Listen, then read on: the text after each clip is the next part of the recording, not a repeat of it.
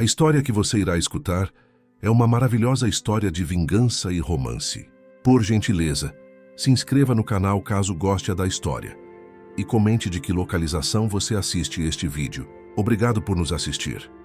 João, depois de 17 anos, estamos eliminando seu cargo. Meu chefe disse sem rodeios, com a frieza de quem lê um roteiro. Arrume sua mesa até o final do dia. O cheiro de café velho e do aromatizador de ambientes barato do escritório dele, de repente, pareceu sufocante. Meu nome é João Mendes, 54 anos, que até aquela segunda-feira de manhã, eu era analista sênior de sistemas na Meridian Technologies, em plena Avenida Faria Lima, em São Paulo. Por quase 2 décadas, fui a espinha dorsal do departamento de TI. Desde os tempos de internet de escada, com aquele chiado inconfundível, até a migração completa para a nuvem. 3 CEOs vieram e se foram, enquanto eu continuava ali, uma peça fixa na engrenagem. Eu treinei cada novato. Recuperei cada arquivo que um diretor desesperado jurava ter perdido para sempre. Trabalhei fins de semana e feriados sem pedir aumento ou um mísero tapinha nas costas. Então, quando o Daniel me chamou na sala dele e a Vanessa do RH já estava sentada com uma pasta no colo e um sorriso ensaiado, eu soube na hora. A energia no ar tinha mudado há semanas. Era uma tensão palpável, como a eletricidade estática antes de uma tempestade. Entendo perfeitamente, eu disse, balançando a cabeça uma única vez, mantendo a postura ereta. A surpresa era zero, mas a decepção era um peso físico no meu peito. Saí sem mais uma palavra. Sem raiva, sem súplica. Apenas uma aceitação silenciosa e gélida que parecia tê-lo surpreendido mais do que qualquer explosão. De volta à minha mesa, observei os funcionários mais novos. Eles olhavam para mim de soslaio. Depois desviavam o olhar rapidamente para as telas, como se a minha desgraça fosse contagiosa. A notícia voa rápido nos corredores corporativos. A maioria deles eram programadores talentosos, que eu mesmo treinei. Bons moleques, mas não tinham a menor ideia do que realmente estava por trás dos nossos sistemas, ou como a arquitetura mais antiga, cheia de remendos e genialidade, funcionava. Nenhum deles conseguiria navegar nos softwares personalizados que eu escrevi nas madrugadas, ou encontrar as credenciais de administrador enterradas 3 camadas abaixo em cada sistema, uma medida de segurança que só eu conhecia. Comecei a empacotar minhas coisas metodicamente, cada movimento deliberado. A foto da minha família nas férias em Ubatuba, a caneca que meu filho fez no ensino médio, com uma pintura torta e um pequeno cacto, que de alguma forma inexplicável sobreviveu 17 anos sob a luz fria e fluorescente do escritório. Ele era um sobrevivente, assim como eu. A Betânia do marketing parou na minha frente. O rosto dela estava tenso de indignação. João, eu acabei de saber. Isso é ridículo. Você praticamente construiu esse lugar com as próprias mãos. Dei de ombros, colocando um manual antigo na caixa. Empresas mudam de direção, Beta, é o ciclo. Mas sem nenhum aviso? Depois de tudo que você fez por eles... A voz dela estava mais alta agora, atraindo olhares curiosos e culpados. Está tudo bem, eu disse baixinho, mais para acalmá-la do que por ser verdade. Não estava nada bem, mas eu não ia dar a eles o prazer de um show. Quando eu estava saindo, com a minha caixa de papelão nos braços, o Daniel saiu da sala dele. Não para um tchau, não para um aperto de mão, apenas para me vigiar, para ter certeza de que o velho hardware estava realmente sendo descartado do prédio. O que nenhum deles se deu ao trabalho de perceber ao longo dos anos era que eu tinha me tornado a pessoa mais crítica da empresa inteira. Não por ser um gênio da programação, mas porque eu era minucioso e invisível. Eu documentava tudo. Criei protocolos de auditoria seguros anos atrás, a pedido da equipe jurídica, durante um escândalo antigo para rastrear acessos não autorizados. Protocolos que eles mesmos esqueceram que existiam. E eu, claro, tinha cópias de tudo. Cópias seguras offline. No meu carro, no estacionamento subterrâneo, fiquei sentado por um momento, o cheiro de concreto úmido preenchendo o silêncio. Olhei para o prédio de 12 andares, onde passei a maior parte da minha vida adulta.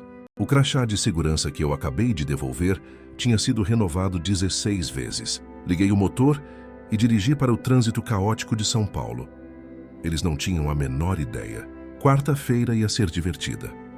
Eu estava na Meridian desde que a empresa era apenas 2 andares num prédio comercial modesto na Berrini. Comecei quando minha filha, a Olivia, estava no jardim de infância. Agora ela estava terminando a pós-graduação em arquitetura. A empresa cresceu e eu cresci junto.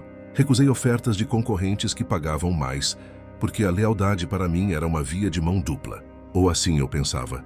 Minha esposa, a Andrea, costumava brincar que os servidores eram minha segunda família. Ela não estava totalmente errada. Eu conhecia cada sistema, cada gambiarra, cada solução alternativa para problemas que os executivos de terno caro nem sabiam que existiam. Infraestrutura que eu construí sobreviveu a 3 aquisições e inúmeras inovações, que a gerência abraçava com fervor e depois abandonava meses depois como um brinquedo velho. O Daniel virou meu chefe há 5 anos. Um tipo jovem com MBA que chamava nosso departamento de recursos de TI em vez de pessoas. Ele vivia falando em otimizar, em eficiência, em transformação digital. Palavras da moda que geralmente significavam demitir os mais velhos e sobrecarregar os mais novos. No começo, tentei ajudá-lo a entender nossos sistemas, a complexidade enterrada sob anos de crescimento e adaptação. Precisamos nos preparar para o futuro, João. Ele dizia nas reuniões, olhando por cima de mim como se eu fosse uma relíquia.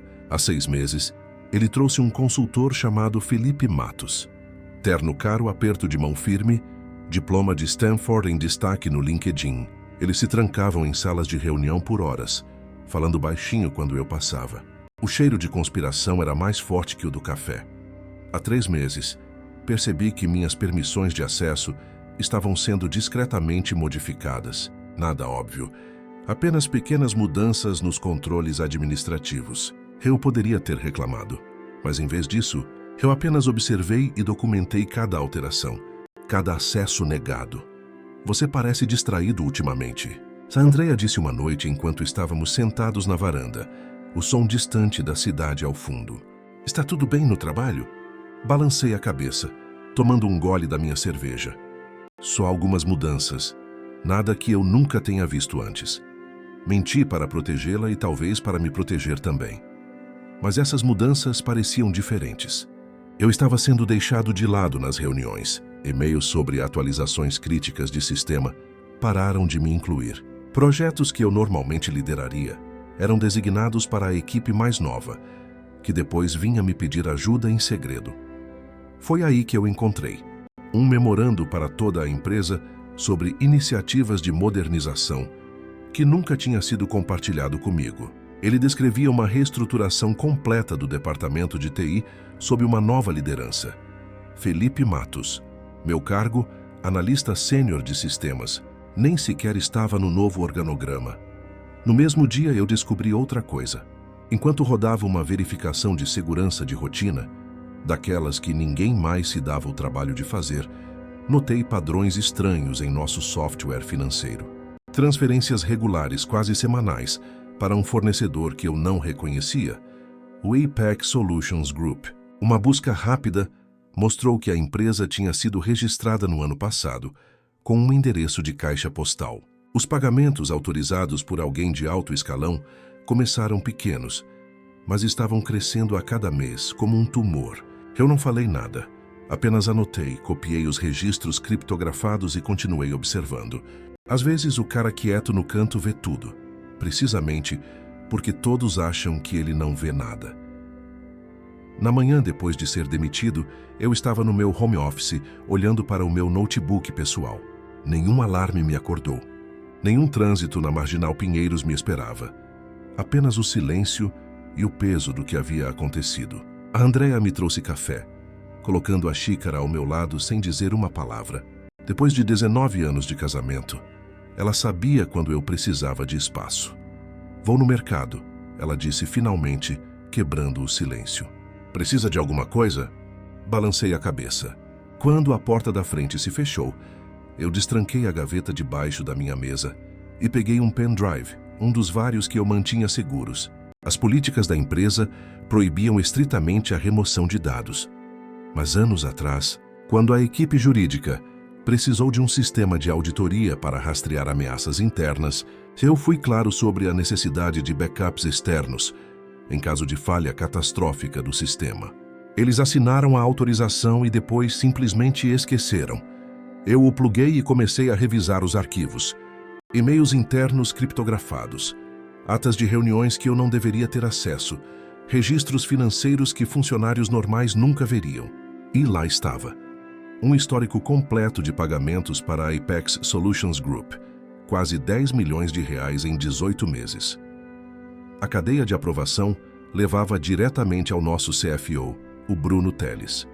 Eu aprofundei, cruzando datas e valores, até que o padrão surgiu claro como água. Os pagamentos se alinhavam perfeitamente com uma série de renovações de licenças de software, mas os valores eram inflacionados, às vezes em 15%, às vezes em 20%. Pequenos o suficiente para não levantar suspeitas imediatas de um auditor preguiçoso, mas grandes o bastante para somar uma fortuna. Puxei o registro da Apex Solutions Group na junta comercial. O dono listado era Thiago Teles. Uma rápida busca nas redes sociais confirmou o que eu suspeitava. O cunhado do Bruno. Eles estavam desviando dinheiro da empresa através de superfaturamento falso em despesas legítimas. Me encostei na cadeira, sentindo algo mudar dentro de mim. Não era mais só decepção. Era uma raiva fria, focada, precisa como um laser. Por 17 anos, eu resolvi problemas, consertei sistemas, protegi dados. Eu era o cara confiável, a presença constante que nunca causava problemas. E eles me descartaram como um hardware velho.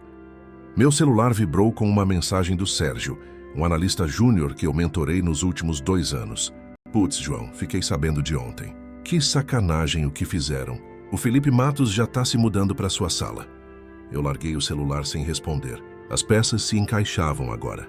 O Daniel e o CFO precisavam que eu sumisse antes que alguém com meu conhecimento pudesse ligar os pontos no esquema deles. Provavelmente pensaram que a evidência desapareceria comigo, que eu era apenas um tiozão de TI que não entendia de finanças modernas.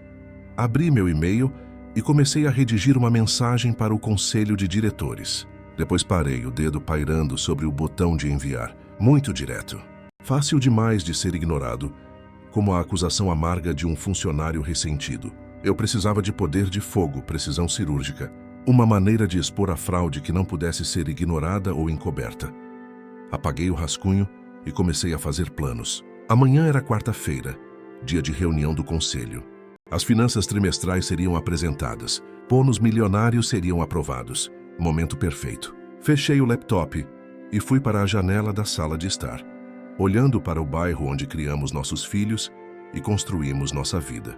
Pela primeira vez desde ontem, eu sorri.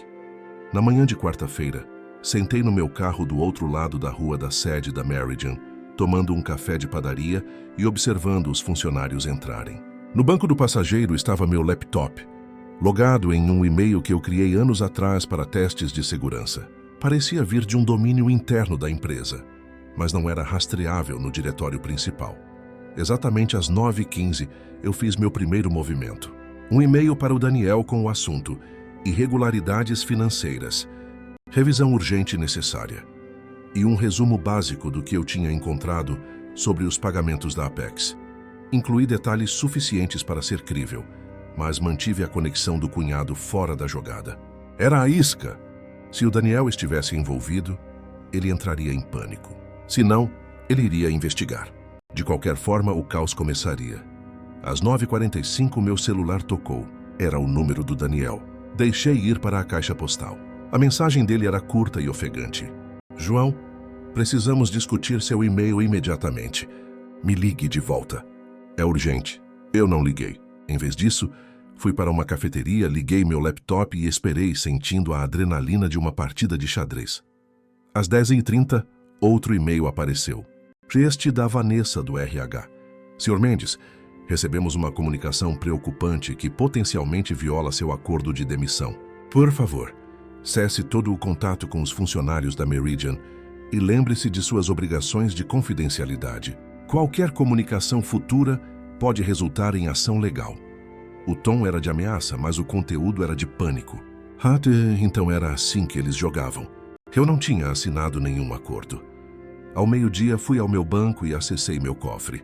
Dentro estava outro backup, mais antigo, mas com informações críticas que eu não tinha incluído nos meus drives regulares. Entre os arquivos estavam protocolos de segurança originais que eu projetei, incluindo a documentação de quem tinha acesso a quais sistemas e quando as alterações eram feitas. De acordo com esses registros, Bruno Teles tinha solicitado pessoalmente acesso expandido aos sistemas de aprovação financeira há 18 meses, exatamente quando os pagamentos da Apex começaram.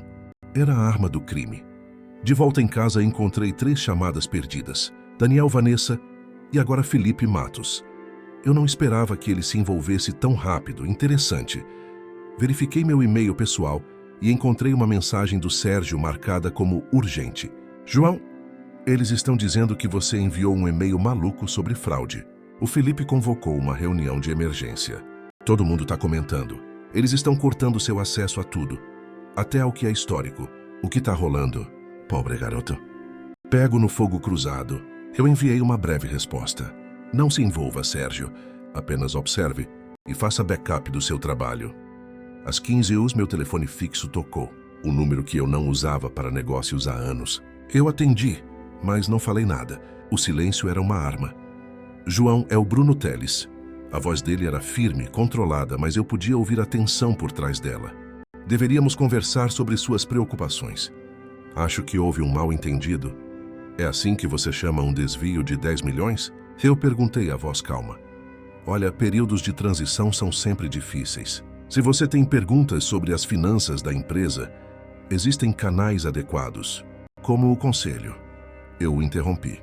O conselho não precisa ser incomodado com detalhes operacionais, não é mesmo, Bruno? Silêncio do outro lado da linha. Eu podia quase ouvi-lo suando. Por que não nos encontramos amanhã?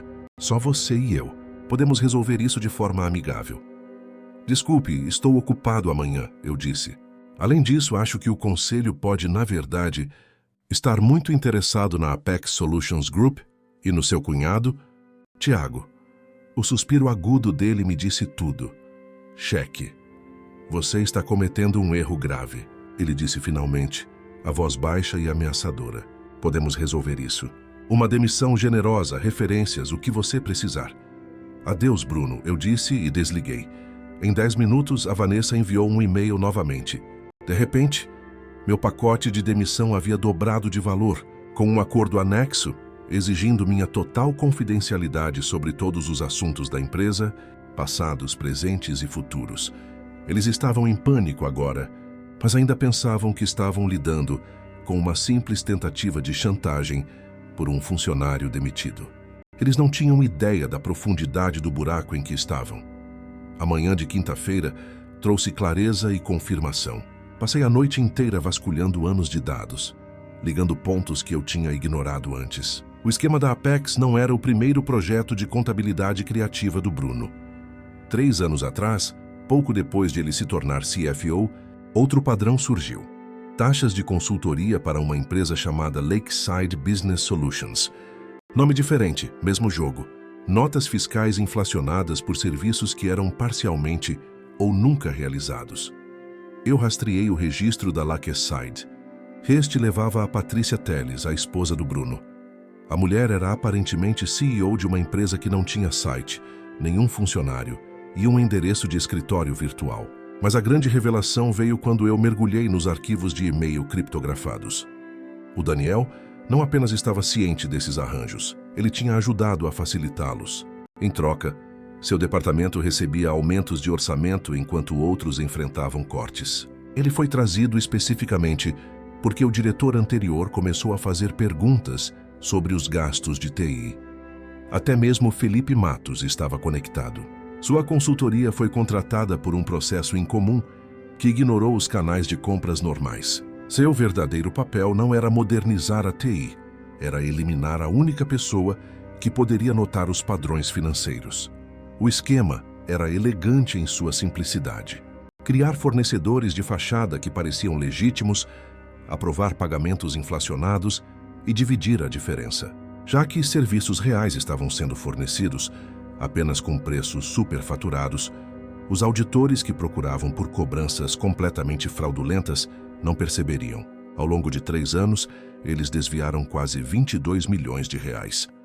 Reuni tudo em um relatório completo e impecável. Planilhas mostrando o padrão de aumentos, registros de empresas ligando as companhias à família do Bruno, trocas de e-mail mostrando o conhecimento e participação do Daniel. Então eu fiz algo que eles não esperavam. Eu entrei em contato com Roberto Koga, um membro do conselho com quem eu trabalhei anos atrás durante uma implementação de segurança.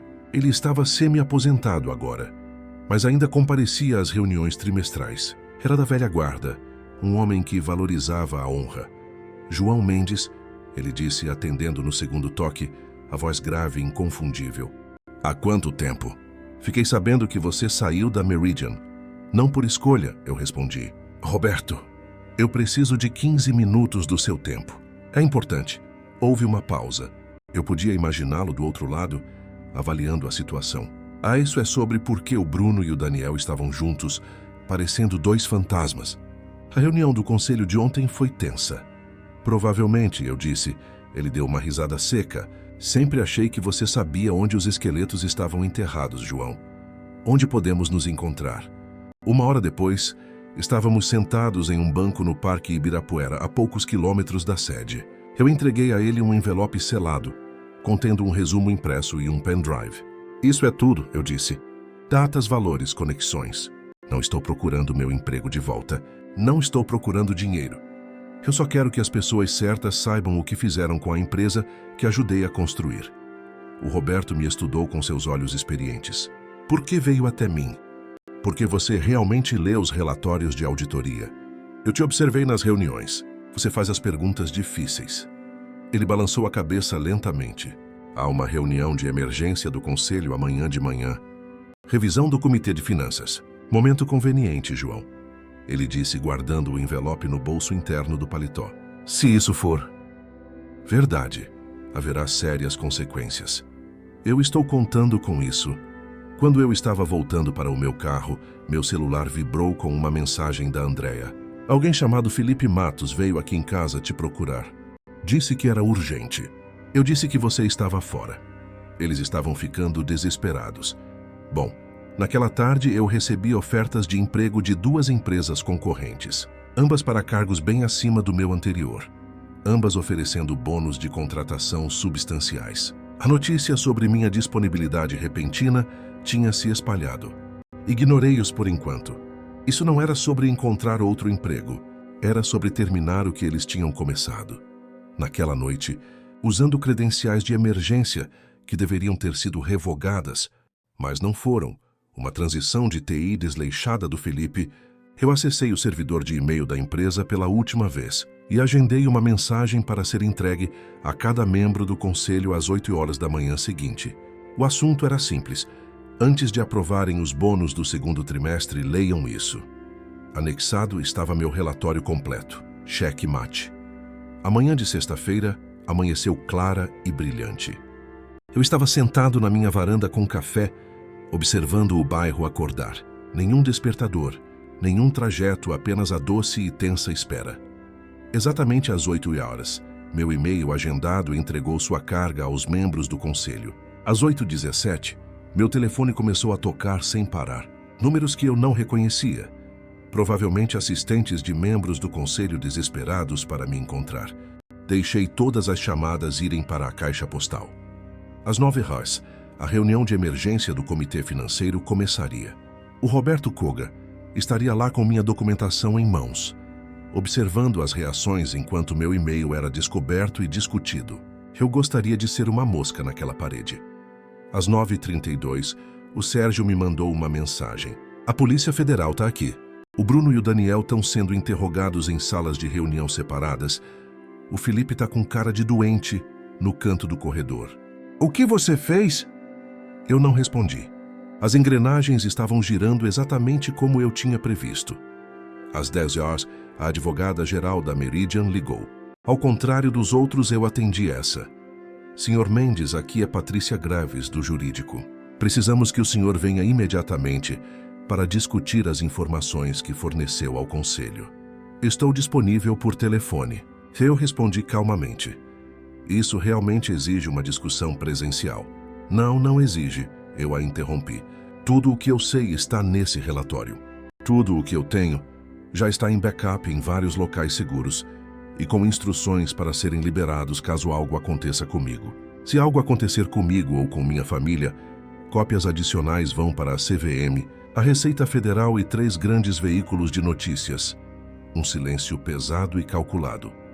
Senhor Mendes, ela finalmente disse, com a voz cuidadosamente controlada.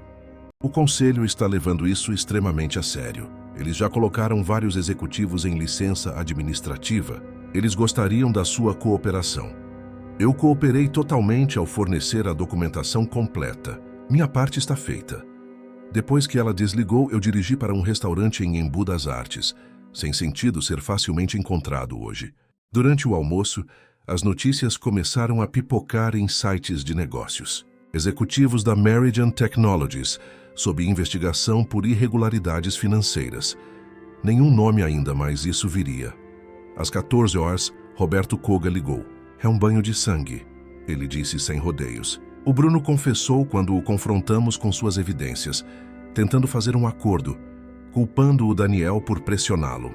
O Daniel está negando tudo. E o Felipe alega que era apenas um consultor que não tinha conhecimento de assuntos financeiros. O Conselho não está acreditando. Nós suspendemos os 3.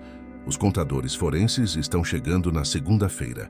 As estimativas iniciais sugerem pelo menos 23 milhões de reais desviados, talvez mais.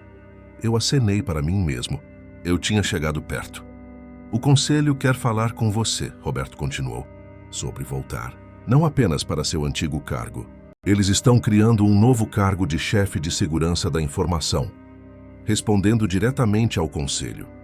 Eu tinha antecipado essa possibilidade, mas ainda me senti surpreso com a rapidez. Vou pensar a respeito, eu disse. Naquela noite, contei tudo para a Andréia. Ela ouviu sem interromper. Depois perguntou, segurando minha mão. O que você quer fazer, João? Boa pergunta. A parte da vingança estava completa. As pessoas que me empurraram para fora estavam sendo empurradas para fora, provavelmente enfrentando acusações criminais. A justiça tinha sido servida fria e precisa, mas voltar para a Meridian significava voltar para o lugar que me descartou. Eu conseguiria fazer isso? Eu queria. Preciso de tempo para decidir, eu disse finalmente. Mais tarde abri meu laptop uma última vez e postei uma única mensagem no meu perfil do LinkedIn que estava parado há anos. Nunca queime pontes, apenas deixe-as desabar sob o peso da própria ganância. Em minutos, ex-colegas começaram a entrar em contato. A notícia estava se espalhando. O cara silencioso do TI tinha derrubado 3 executivos sem levantar a voz. Na segunda-feira, todos saberiam exatamente quem eles subestimaram. Na manhã de segunda-feira, eu entrei na sede da Meridian, usando um terno que eu não precisava há anos. O guarda de segurança me olhou 2 vezes. Depois, rapidamente, imprimiu um crachá de visitante. Bem-vindo de volta, Sr. Mendes, ele disse com um respeito recém-descoberto. A subida de elevador até o andar executivo foi silenciosa. Eu nunca tive motivo para visitar este andar antes. Agora eu era esperado na sala de reuniões do Conselho. 10 membros do Conselho estavam sentados ao redor de uma mesa polida. Roberto Koga acenou levemente quando eu entrei. A CEO interina, que antes era QO, parecia desconfortável. Sr. Mendes, ela começou. Obrigada por ter vindo. A situação que o senhor trouxe à tona é sem precedentes. Eu permaneci em silêncio, deixando-a falar. A extensão total da fraude parece pior do que o inicialmente relatado, ela continuou. A equipe forense identificou quase 26 milhões de reais em fundos desviados. Acusações criminais estão sendo preparadas. Ainda assim, eu esperei. O Roberto pigarreou. João, o Conselho votou por unanimidade para criar um novo cargo executivo, chefe de segurança da informação. Privilégios executivos completos. Estrutura de subordinação direta ao Conselho. Gostaríamos de lhe oferecer o cargo. Coloquei minha pasta na mesa. Dentro, o senhor encontrará minhas condições, eu disse. Não são negociáveis. A CEO abriu e leu rapidamente. As sobrancelhas dela se ergueram. Autoridade total de auditoria em todos os departamentos. Poder de veto de orçamento independente. Em decisões de tecnologia financeira. Bônus de contratação equivalente a 5 anos do meu salário anterior. Eu balancei a cabeça uma vez. Isso é incomum, ela disse. Também foi incomum desviar 26 milhões de reais, eu respondi. Isso aconteceu porque ninguém estava prestando atenção. Agora alguém estará. A sala ficou em silêncio. Vocês têm até o meio-dia, eu disse, me levantando. Eu tenho outras ofertas para considerar. Quando me virei para sair, o Roberto perguntou: Você planejou tudo isso, João? Parei na porta. Eu não planejei ser demitido depois de 17 anos. Tudo depois disso foi apenas eu fazendo o que sempre fiz, identificando vulnerabilidades no sistema e implementando as medidas de segurança apropriadas. Às 11h47, eles ligaram. Tinham aceitado todas as minhas condições. 6 meses depois, eu estava sentado na minha nova sala de canto, revisando protocolos de segurança para o próximo trimestre. A vista dava para o horizonte de São Paulo. Um lembrete diário de o quanto as coisas tinham mudado. Bruno Teles tinha se declarado culpado. Em troca de cooperação, receberia uma pena reduzida. Daniel estava lutando contra as acusações, mas a evidência era esmagadora. Felipe Matos tinha fugido para o exterior, mas um mandado de extradição estava a caminho. A maior parte do dinheiro tinha sido recuperada. Minha antiga equipe agora se reportava a mim, e eu promovi o Sérgio para gerenciar as operações do dia a dia. O garoto tinha potencial, só precisava de alguém para enxergar. Uma batida na minha porta chamou minha atenção. A Andréa estava lá sorrindo. Pronto para o almoço? Eu acenei pegando meu paletó. Enquanto caminhávamos pelo departamento de TI, as conversas diminuíram brevemente. Não por medo, mas por respeito. Eles sabiam que eu poderia ter destruído a empresa, mas escolhi salvá-la nos meus termos. No elevador, a Andréa apertou minha mão. Feliz? Eu considerei a pergunta. A raiva tinha desaparecido. O que restou não era felicidade, mas satisfação. Conclusão. Estou no controle, eu disse. Lá fora, o sol de outubro aquecia nossos rostos. Meu celular vibrou com uma mensagem do Roberto Koga. Conselho aprovou seu aumento de orçamento de segurança. Voto unânime. Eu sorri levemente. Nenhuma discussão, nenhuma pergunta. Apenas confiança.